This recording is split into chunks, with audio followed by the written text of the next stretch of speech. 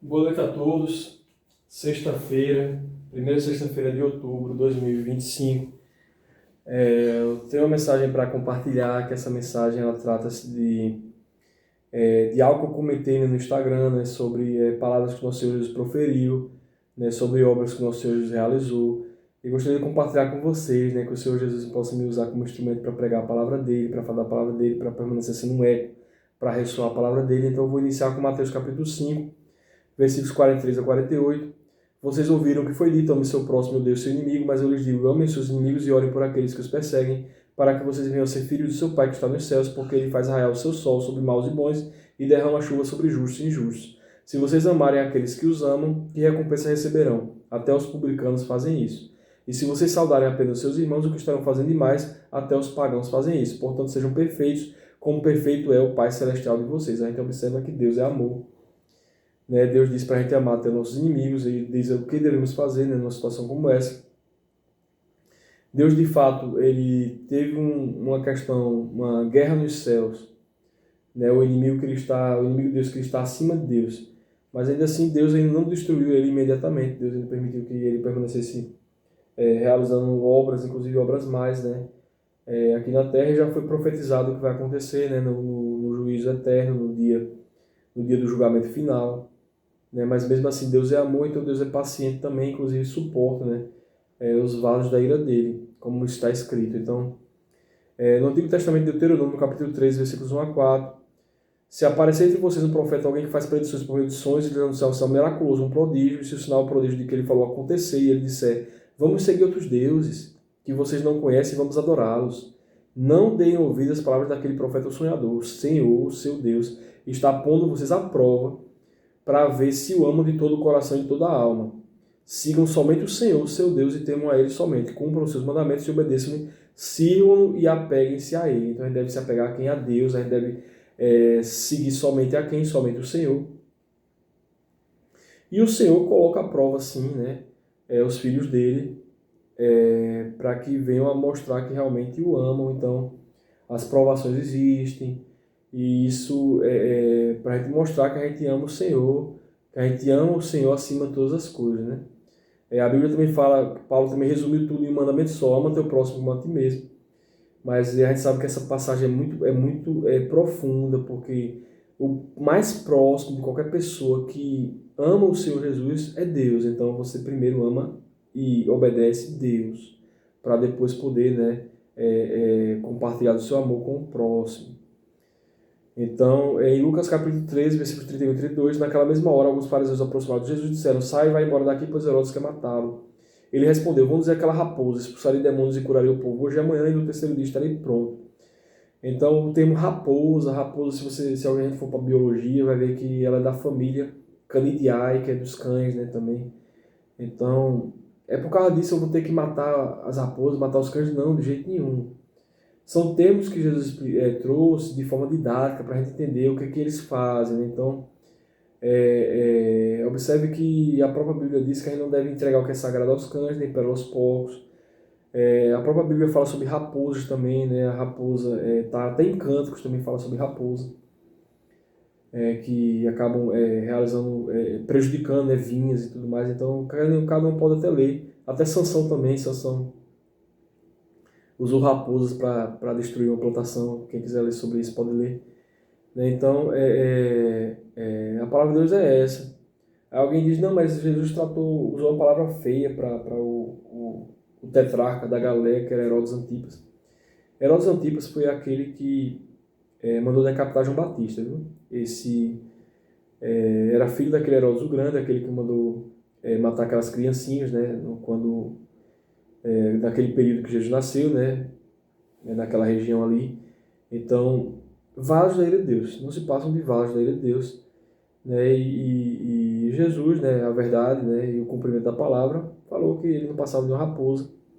A palavra de Deus fala que a gente deve, né, se sujeitar às autoridades, mas a gente sabe que a maior autoridade de todos é o próprio Senhor Jesus, porque é Deus Filho, é Deus. Então, Jesus não tinha que se sujeitar, ainda assim ele obedeceu, ele veio como ovelha, né, foi como mudo, né, entregue aos tosqueadores, entregue àqueles que o traspassaram, que o mataram e o torturaram também, né? Mas enfim, a gente sabe que a palavra de Deus é essa, o termo que foi usado raposa, e a gente sabe também que a Bíblia diz que os que destroem santuário de Deus, né? As pessoas, os que estão em santidade, eles são vasos da ira de Deus destinados para a destruição, Deus os destruirá.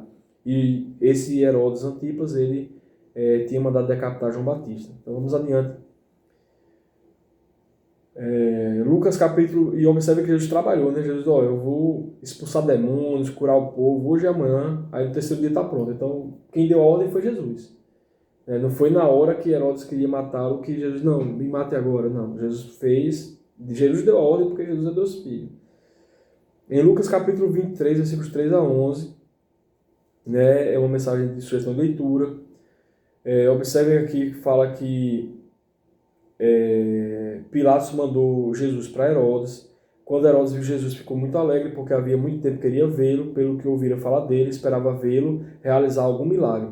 Interrogou com muitas perguntas, mas Jesus não lhe deu resposta. Então Jesus ignorou, nosso Senhor Jesus, ele desprezou, né, Herodes.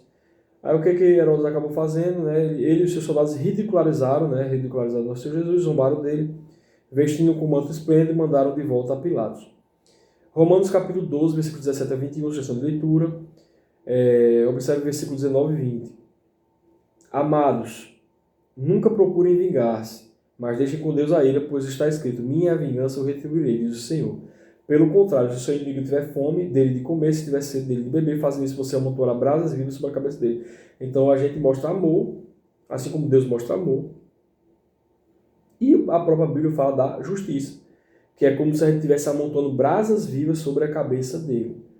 Então não é revidando alguém que cometeu uma injustiça com você, mas vencendo o mal com o bem, sabendo que a justiça de Deus não falha, que Deus é justo, e que aquela pessoa que é impiedosa, que é um inimigo, que durante a vida inteira optou por falar mal de Jesus, não querer Jesus, né? Inclusive blasfemou contra Jesus, mas você deu comida a ele.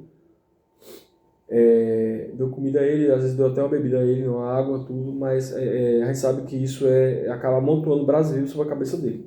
Romanos capítulo 9, versículos 22 e 23. Não se deixe vencer pelo mal, mas vença o mal com o bem. E se Deus, querendo mostrar a sua ira e tornar conhecido o seu poder, suportou com grande paciência os vasos da sua ira, preparados para quê? Para a destruição. Que dizer se ele fez isso para tornar conhecidas as riquezas de sua glória aos vasos de sua misericórdia, que preparou de antemão para a glória? 1 Coríntios capítulo 3, versículos 16 e 17. O versículo 17 especial, se alguém destruir o santuário de Deus, Deus o destruirá, pois o santuário de Deus, que são vocês, é sagrado. Em Jó, Antigo Testamento, capítulo 37, versículo 13, ele traz as nuvens, ora para castigar os homens, ora para regar sua terra e mostrar o seu amor. Esse é o nosso Deus. Deus é santo, puro, justo. Deus é amor. Né? Então, Deus também pode castigar com a chuva? Pode. Deus pode castigar com o sol? Pode. Porque Ele é o Todo-Poderoso. Ele pode fazer todas as coisas que Ele deseja. E Êxodo capítulo 22, versículo 28, não blasfemem contra Deus, não blasfemem contra Deus, nem amaldiçoem a autoridade do seu povo. Então, essa é a regra padrão. A gente sabe que Jesus é Deus Filho, Jesus ele tinha autoridade total, né? E usou o termo, né, de raposa, como eu falei, raposa é família dos cães, né? Não se deve entregar pérolas, sabe o que é sagrado aos cães, nem pérolas aos porcos, como a Bíblia diz. E também Jesus ele deu a instrução, deu a ordem, disse, olha, eu vou expulsar demônios, curar enfermos, né, realizar milagres e depois eu vou estar pronto. Então, Jesus, ele falou, né, a sequência do que ele iria fazer. Não se rebelou contra a autoridade, né, porque ele disse, não, vou fazer isso aqui, pronto. Então, o que você quer fazer contra mim, né, se for você que for fazer contra mim, faça. Né, porque Deus é santo, puro e veio para também cumprir as Escrituras. 1 Coríntios capítulo 16, versículo 22. Se alguém não ama o Senhor, seja amaldiçoado. Vem, Senhor. Aí a pessoa diz, não, mas a Bíblia fala aqui, nós devemos dizer para Deus abençoar todos. Sim, nós, né, que estamos buscando a santidade, devemos dizer assim. A gente deve seguir o padrão. Mas a gente sabe que tem homens de Deus que eles estão além do padrão. Eles estão superiores ao padrão. Por quê? Porque eles estão tão cheios de Espírito Santo de Deus que eles também agem com a justiça de Deus aqui na terra. Apóstolo Pedro fez isso, em várias passagens bíblicas, se quiserem observar. Apóstolo Paulo também, como por exemplo esse versículo também, cheio de Deus, cheio da justiça de Deus, né, falou por amor a Deus, né, que Inclusive venceu, né? O termo Maranata, né? Ora venceu Jesus. Então, 1 Coríntios capítulo 16, versículo 22, diz isso. Por que eu digo isso? Porque a gente tem que ter muito cuidado quando porventura a gente acha, oh, eu me acho tão santo quanto Paulo, tão santo quanto Pedro, então eu posso fazer tudo isso.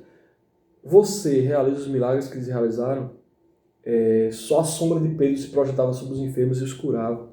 O lenço que Paulo usava era também expulsava, também curava enfermos, expulsava espíritos imundos. Então, eram homens cheios do Espírito Santo de Deus. Então, geralmente a gente se enquadra, né? A gente, quando eu digo a maioria das pessoas se enquadra em Romanos capítulo 2, versículo 1 a 7, para ter cuidado quando julgar os outros, né? Mas ainda assim, pregadores, né, tem que buscar cada vez mais a santidade para ser irrepreensível, buscar cada vez mais ser irrepreensível, para poder sim exortar com amor, né, e alertar, né, as pessoas que estão em pecado na congregação, para que elas venham a restabelecer a vida eterna, a vida em abundância com o Senhor Jesus, porque a gente tem que agradar o Senhor Jesus obedecendo. Então, sobre os que julgam os outros, é indesculpável, aí vamos ler o versículo todo, pois está condenando a si mesmo naquilo que julga, visto que você que julga pratica as mesmas coisas. Então, para aqueles que julgam e praticam as mesmas coisas dos quais ele está julgando, né, é uma questão que fala de estar se condenando a si mesmo. Esse capítulo, os versículos, eles tratam exatamente essa questão. Assim, quando você, um simples homem, os julga, mas pratica as mesmas coisas, pensa que escapará do juízo de Deus, então são aqueles que estão julgando alguém e cometendo as mesmas obras. É como, por exemplo, o pastor que vai exortar alguém por estar vendo alguma coisa de imoralidade sexual e ele, por exemplo, vê. Então, o primeiro passo é como Jesus mesmo já explicou. Primeiro tira a trave do teu olho para poder tirar o cisco do olho do outro. Não que isso seja só um cisco, porque a gente sabe que os imorais também não herdarão o reino dos céus, mas o que eu quero dizer é que as pessoas que estão ali para pregar o evangelho têm que buscar cada vez mais santidade. Eu busco cada vez mais santidade, né? Assim como eu espero que os pregadores também busquem cada vez mais santidade, até para poderem superar tribulações que porventura venham enfrentando, né, nos tempos, porque muitas vezes o próprio pregador diz, não, o problema são vocês, mas muitas vezes o problema é ele mesmo, né, que tem que mudar, né, entender a palavra de Deus, porque a palavra de Deus fala até dos dons, né? Inclusive um dos dons ele se refere à administração. A administração é ter cuidado até com as finanças que recebe, poder saber gerenciar adequadamente. E se porventura não está sabendo gerenciar adequadamente, chamar algum irmão que recebeu esse dom de administração, poder orientar, né, sanar, né, trazer saúde financeira para que o templo venha se manter, né, sem ter tantos pedidos, né, repetitivos sobre alguma necessidade. Vamos adiante. Em Êxodo capítulo 22, versículo 28, não blasfeme contra Deus nem amaldiçoe a autoridade do seu povo. 1 Coríntios 16, 22 já falei. Romanos capítulo 2, versículos 1 a 7, a questão de julgamento, né, para você ter cuidado. Romanos capítulo 3, versículos 1 a 5, versículo 2 diz: portanto, aquele que se rebela contra a autoridade está se colocando contra o que Deus instituiu, e aqueles que assim procedem trazem condenação sobre si mesmo. Então, se rebelar contra a autoridade. Observe que Paulo ele não se rebelou contra o sumo sacerdote. Paulo proferiu palavras de profecia que iria se cumprir, né? Quem quiser ver sobre como o sumo sacerdote ele faleceu, ele morreu, né? Pode ver. Mas de fato o próprio povo judeu assassinou ele, né? Numa insurreição que houve, né? Porque ele, sim, os registros históricos falam que ele era corrupto, né? Que ele era ímpio. Então, basicamente é isso. O texto de Romanos, capítulo 13, fala sobre isso, que a gente tem que ser submisso também, mas a gente não esquecer que essa submissão às autoridades, elas são desde que a gente não desrespeite o primeiro mandamento, que é amar Deus sobre todas as coisas. Isso já falei também, isso está em várias passagens bíblicas, desde o Antigo Testamento. Então, Paulo, além de dizer que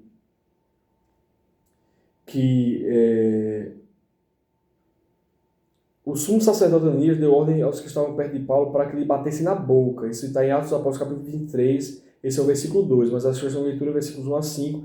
Então Paulo lhe disse: Deus te feriu a parede branqueada, está aí sentado para me julgar conforme a lei, mas contra a lei me mandas ferir. Então isso foi dito justamente porque Paulo, né, foi ferido antes mesmo de poder se defender. E Paulo iniciou justamente falando sobre a Bíblia, falando sobre o testemunho dele, que ele disse: eu tenho cumprido o meu dever para com Deus com toda boa consciência até o dia de hoje. Né? Em Mateus capítulo 23, versículo 27 e 28, Jesus falou sobre os sepulcros caiados, que eram mestres e fariseus, que eram bonitos por fora, mas por dentro estavam cheios de ossos e todo tipo de imundícia. Assim são vocês por fora, parecem justos ao povo, mas por dentro estão cheios de hipocrisia e maldade. Ezequiel capítulo 3, versículos 10 a 12, também é uma mensagem que fala sobre essa externalidade, né? Branco, a pessoa pensa que está limpo, mas por dentro está podre, está imundo, né? É frágil, né? Não está alicerçado na rocha, não está alicerçado em Jesus.